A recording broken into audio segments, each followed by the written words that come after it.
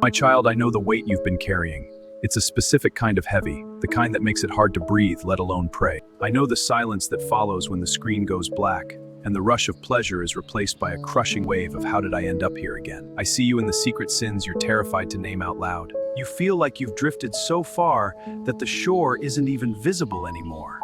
You feel lost, not just in the world, but in your own skin. You think that because you've done it 1,000 times, the 1,001st time has finally pushed me away.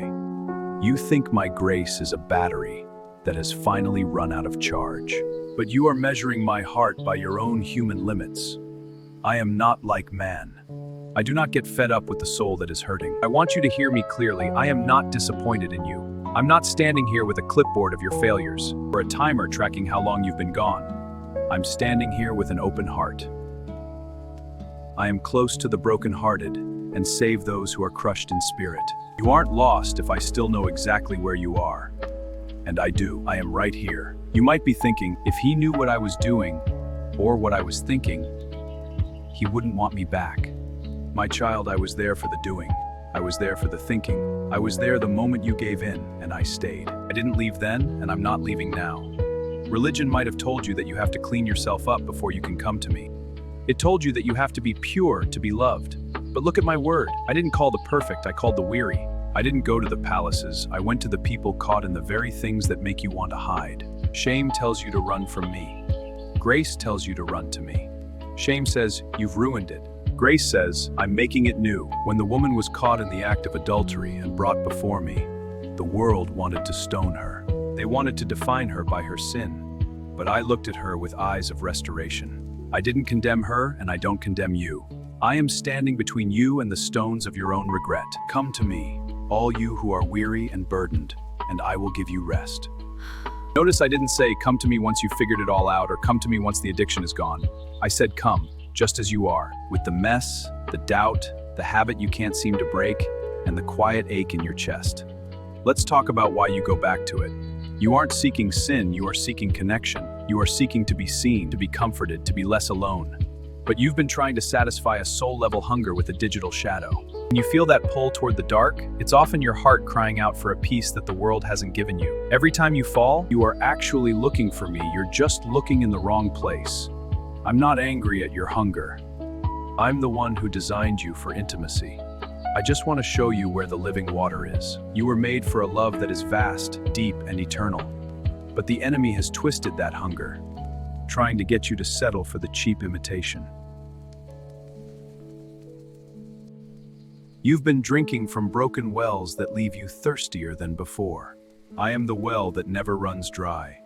I am the bread that actually satisfies. I am the way, the truth, and the life.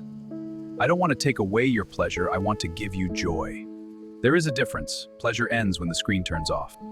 My joy stays when the room is quiet. My joy is what gives you the strength to stand when the world is shaking. You have spent so long calling yourself an addict or a failure that you've forgotten who I say you are. The enemy wants you to identify with your struggle, but I want you to identify with my sacrifice. The battle for your mind is real. I know how the thoughts come, uninvited, persistent, and loud. I know how the body feels like it's working against your spirit, but you are not a slave anymore. I have broken the gates of that prison. The door is already open, you only need to believe that you are allowed to walk out. When you feel the temptation rise, don't just try to fight it with your own strength. Your strength is like a leaf in the wind. Instead, call my name. Say, Jesus, I am weak, be my strength. In that moment, my spirit goes to work.